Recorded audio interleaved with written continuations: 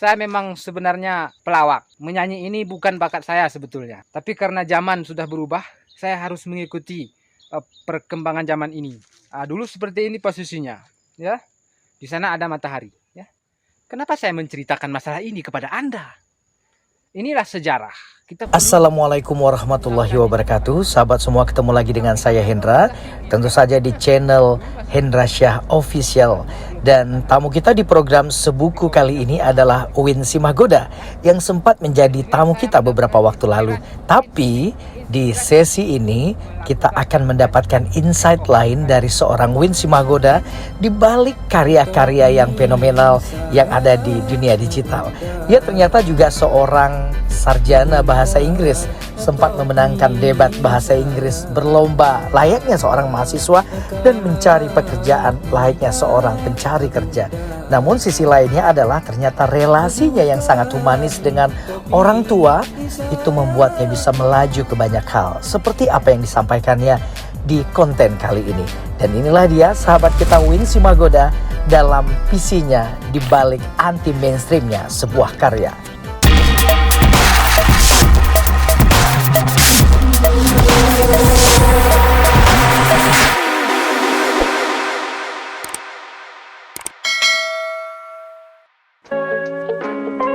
Assalamualaikum warahmatullahi wabarakatuh, sahabat semua. Ketemu lagi dengan saya Hendra. Dan tentu saja pada kali ini saya juga masih punya sahabat yang pernah saya ajak di konten saya sebelumnya. Siapa lagi kalau bukan Win Simagoda. Apa kabar, Win? Waalaikumsalam, kabar baik-baik saja. Kabar baik-baik saja ya. Abang gimana kabarnya? Alhamdulillah sehat. Itu yang ini kita sudah jauh lebih bagus suasana sekarang ya. Alhamdulillah. Sudah memungkinkan juga kita untuk ngobrol-ngobrol di luar. Dan sahabat semua, saya sekarang sedang berada di Uning Riverside Homestay ya. Dan ini bersama sahabat saya Win Simagoda. Dan kemarin banyak yang DM kepada saya tuh nanya, Win, Bang Hendra kalau bisa tanya-tanya dong sama Win, bukan saja tentang viralnya sebuah lagu yang orang udah pada tahu itu ya, bintang tapi kecil juga iya bintang kecil, tapi juga sisi lainnya gitu. Sisi lainnya adalah bagaimana keseharian Win Simagoda dan relasinya bersama orang tua dan keluarga itu seperti apa. Mungkin saya akan tanya satu persatu dari pesan-pesan di DM saya yang ditanyakan oleh sahabat semuanya. Win, gimana Bang? Pertama nih, banyak yang pengen tahu nih, Win kesehariannya itu selain membuat konten, mungkin juga ada pekerjaan. Bagaimana Win? Apa yang dilakukan sehari-hari? Ya, selain membuat konten ini Bang, ya kita juga menyempatkan waktu untuk belajar. Belajar hal-hal yang belum kita pahami. Karena kan ya bukan mau sombong kan gitu Bang. Kita kan saya dulu sekolahnya kan tarbiyah, jurusan bahasa Inggris pendidikan ya. Jadi menyempatkan waktu untuk belajar.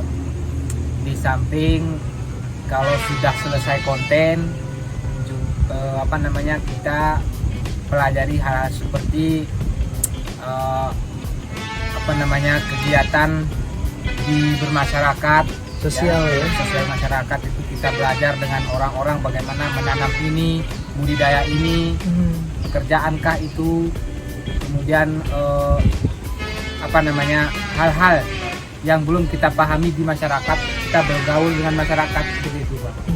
Di tempat tinggal saya yang sekarang ini, saya seperti itu, belajar terus belajar juga pada petua-petua, istilahnya orang-orang tua kan ya. Kita sempatkan waktu untuk mereka juga, untuk aktivitas Win. Win sempat kan waktu itu ketika saya tanya, Win, bagaimana sih memulai aktivitas ketika membuat konten, apa yang Win lakukan sehingga sampai sempat viral akhirnya. Win sempat bilang waktu itu Win minta izin kepada orang tua ya, kepada ibu ya kalau nggak salah seperti itu. Itu padahal cuma membuat konten ya. Biasanya orang kalau bilang ke ibunya itu kan merantau, pergi jauh, mau ujian, mau ada hal kepentingan yang besar. Walaupun sebenarnya ya itu the best sekali lah ya kan dengan ibu. Tapi ini kan jarang-jarang ya ketika ditanya apa yang kamu lakukan ketika akan membuat konten, minta izin pada orang tua gitu. Ya, Itu ceritanya gimana? jadi orang tua saya itu kan dia istilahnya, ya orang tua itu kan sudah tua bang kan. Dia memang kurang paham kalau urusan HP ini ya. Orang tua saya tergolong pada orang tua yang kalau untuk HP itu dia tidak paham sama sekali. Baik itu menelpon pun tidak bisa. Namun saya begini bang, ini kalau saya lakukan terus, kalau sebelum ada diberitahu kepada orang tua, ya? izin orang tua, ini kan istilahnya kurang apa? Nggak pas gitu. Ini ngapain anak saya nih? Kok gini gitu. Saya ceritakan, saya berdiskusi sama ibu di rumah. Ini saya pekerjaan sudah nggak punya kan gitu. Dulu saya sempat mengajar di sebuah lembaga sekolah, sudah tidak lagi. Itu pun ditanya kenapa keluar dari sekolah tersebut. Ya saya udah pengen suasana baru gitu. Saya membuat YouTube ini. Pertama dia, orang tua saya ini begini bang, ngapain dibuat YouTube kan? Dan ngapain kamu di situ syuting apa kan gitu, dia bahasa polosnya. Apa syuting foto-foto kamu gitu? Untuk apa itu kan? Dia kan bertanya dalam hati. Saya jelaskan, ini kita bisa berkarya di sini sama orang tua bang kan, bisa berkarya. Jadi kita ditonton orang kan. Ini mau rencana saya mau saya buat kontennya, nama channelnya Gaymu Gagak kan gitu. Apa isinya kan gitu. Dia tanyanya secara detail ini, gitu ya. Kan orang tua kita kan harus kita cerna lagi apa yang dia maksud. Terus ini untuk apa gunanya? Terus apa untungnya kan? Orang tua kan cepat. Apa untungnya ini? Bukannya buang-buang waktu Iya, gitu ya. Kamu kan udah begini, udah menikah kan gitu. Saya jelaskan sama ibu, ini bu, nanti kalau misalnya videonya banyak yang nonton, ada rezeki juga. Teman-teman ada yang ngirim DM katanya, bang digali sisi lainnya dari Wen Sumagoda yang mereka hanya berpikir kalau Wen itu kan suka ngebanyol, suka melucu, ternyata bisa serius juga. Yang pernah ikut debat bahasa Inggris segala dan lain-lain gitu. Dan kembali lagi ke tadi itu kan artinya pada setiap aktivitas yang kita lakukan tuh mesti ada sebuah visi yang kuat ya Win ya. Kita tuh mau jadi apa sih ke depan seperti itu. Nah kalau bicara tentang cita-cita, Win punya cita-cita apa sejak kecil atau sejak remaja? Guru bang. Jadi guru? Iya, sejak kecil pengen jadi guru. Memang pengen jadi guru ya? Terciptanya cita-cita itu waktu saya SMP. Saya lihatnya gini, waktu kecil kan kita masih apa? Wah, kayaknya jadi guru nih enak gitu. Karena apa namanya, di samping dia kerjanya cuma di sekolah, tidak apa namanya, bukan sifatnya keringat kan gitu. Guru ini bisa jadi anak orang, bisa mengajak orang berbuat baik. Itu waktu kecil. Dan tercapai bang, alhamdulillah ya memang. Ya, akhirnya jadi guru beneran ya. Ya. Betul memang itu bang. Jadi kita kan apa yang kita cita-citakan dulu kan nggak langsung terjadi kan. Iya. Jadi sekarang terjadi. Jadi guru, tamat kuliah, guru. Jadi guru ya. Dan memang terpikir juga untuk mencari kuliah yang ada kaitannya untuk menjadi guru juga gitu ya. Nah, itu cita-cita. Bahagia ya rasanya ya bisa seperti itu. Nah, dalam cita-cita itu pasti ada tantangannya kan ya, kayak tadi sempat cerita ada sempat mencari pekerjaan susah ya. Atau sempat kontrak juga ya menjadi guru seperti itu. Bagaimana sih seorang Wen Sumagoda itu memandang dunia guru sekarang? Ya, dunia guru ya bang, berarti ini dunia pekerjaan sebagai guru. Belajar mengajar ini ya, pekerjaannya. Sudah seperti yang diharapkan kah, mendapat perhatian yang serius dari pemerintah, atau sudah seperti yang diinginkan kah, atau gimana? Ya kalau bicara masalah dunia pendidikan bang, ini kan kita objektif saja lah bang kan. Kalau kita harus lagi meningkatkan sumber daya manusia khususnya gurunya, Bang. Oke. Ya, karena kalau anak murid kan itu hasil dari gurunya. Yang kita perbaiki adalah gurunya, bukan muridnya. Mungkin satu lagi Win perlu sharing juga kepada teman-teman. Ini mengingat pengalaman Win sebelumnya ya, supaya jangan cepat kita menyerah. Mungkin apa-apa, saya nggak bisa maju karena saya keterbatasan, saya nggak bisa buat konten karena alat dan lain-lain. Tapi mengingat kemarin Win pernah cerita 2 minggu yang lalu kalau ketika nggak ada tripod pun ternyata seorang Win Simagoda itu menggunakan kayu loh, menyangkutkan kamera di bahan pohon kayu seperti itu. Namun mungkin Win bisa sharing lah gimana caranya bisa menjaga semangat dan kreativitas itu supaya nggak cepat down karena sesuatu hal gitu. Ya. Jadi kalau alat untuk saat ini saya rasa sudah tidak kurang lagi. Alat untuk berkarya. Kalau dulu mungkin kita pensil pun kita pinjam dari kawan, dipatahkan dulu dikasih kita. Sekarang nggak ada anak-anak yang seperti itu. Fasilitas untuk berkarya itu sekarang ini sudah maksimal sekali. Nah, untuk tetap agar alat-alat ini kita bisa fungsikan, kita harus punya tekad.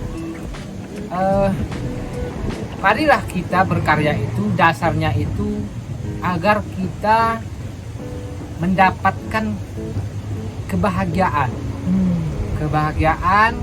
ketenangan. Jadi bukan hanya sebatas materi saja, Bang. Karena nanti kalau tidak sampai materinya, tidak tercapai materinya, kita stres, kecewa. Jadi bukan itu tolak ukurnya. Berkarya itu kita mendapatkan kebahagiaan, ketenangan. Di samping apapun dimensi kehidupan kita, ekspresi seni kah itu, pemikiran kah, ideologi kah itu tersampaikan. Jadi agar tidak down kita, suatu-waktu semangat, suatu-waktu tidak. Ya begini, malulah kita, Bang. Tanamkan dalam diri malu kita. Punya rasa malu seperti itu ya? Ya gini, Bang. Kita ini apa yang nggak ada alat sekarang ini? Tapi kan kitanya yang malas. Nah, malu kita tidak berkarya. Malu kita tidak menciptakan sesuatu dengan fasilitas yang wah. Jadi kalau kita tidak punya karya, betapa malunya kita terhadap orang-orang di luar sana yang punya karya. Masa kita hanya sebagai penonton saja? Dengan keterbatasan, kita harus bisa melompat jauh seperti itu ya. Tolak ukurnya kita malu tidak berbuat sesuatu karena kita alat sudah ada. Beda sama orang-orang zaman dahulu yang mungkin dulu HP juga masih sederhana. Sekarang apa yang tidak ada? Jadi orang tidak berkarya itu perlu kita kaji itu, Bang. Kok bisa begitu? Ada apa nih gitu ya? Marilah. Jadi tolak ukurnya itu kita jangan karena materi saja. Karena suatu saat kalau materinya tidak tercapai, kita down. Berkaryalah karena kita ingin kebahagiaan ya. Nah, apa saja itu? Ya mungkin kita bisa bermanfaat pada orang lain. Kan menjadi nilai juga. Luar biasa. Intinya gitu, Bang. Berkarya, menciptakan sesuatu, mendapatkan kebahagiaan dan bisa bermanfaat bagi orang lain. Luar biasa. Tidak hanya sebatas kesenangan dan mendapatkan materi gitu ya, tapi ada sisi lain yang kita juga harus temukan.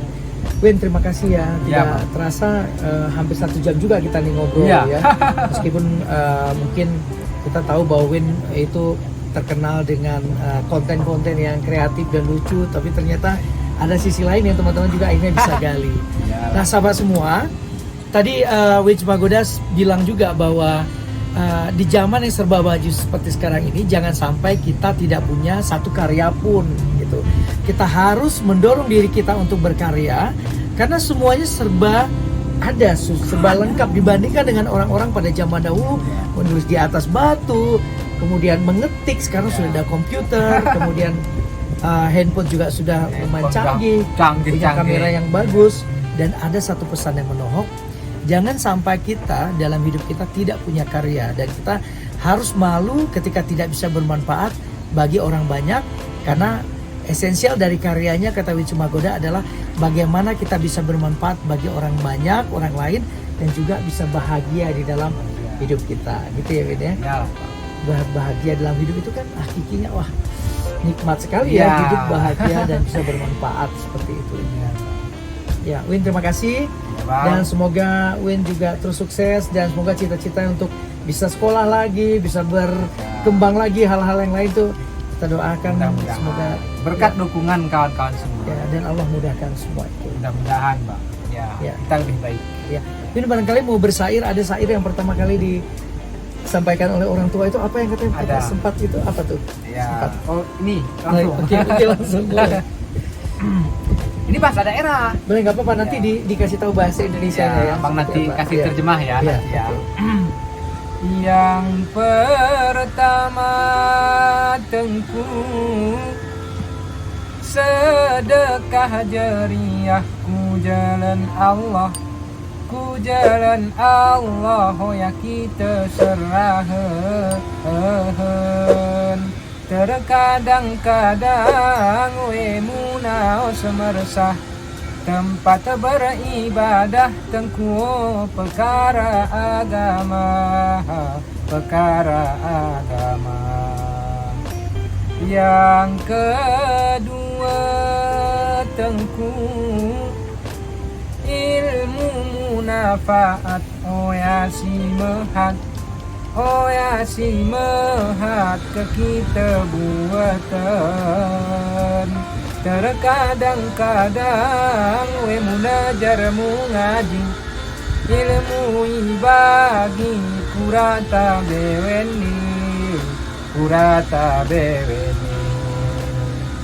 Yang ketiga tengku anak amal soleh, singa eme ilmuwan ni dede.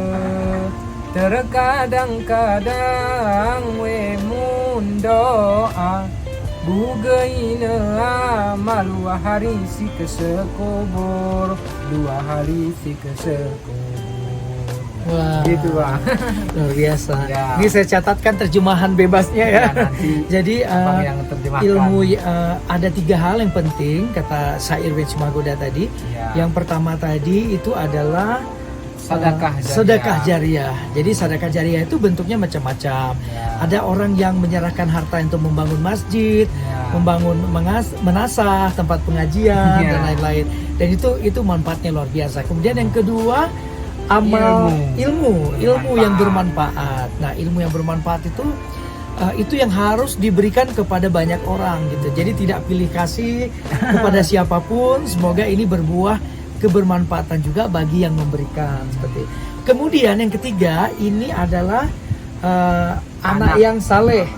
Anak amal soleh ini, karena tuh konon katanya tadi dari syairnya, itu yang sudah jarang ditemuin di dunia ini, anak yang soleh itu. Walaupun ada juga, banyak juga di tempat yang lain masih banyak. Karena apa? Anak yang soleh itu bisa mendoakan kedua orang tuanya untuk bisa dilapangkan dari siksa kubur dan bisa mendapatkan doa dari anaknya seperti itu. Jadi itu yang paling penting. Nah, itu dia tadi nasihatnya sekaligus menutup pertemuan kita di Sebuku Inspiring Like a Book. Dan kita tadi ketemu dengan Win Sumagoda.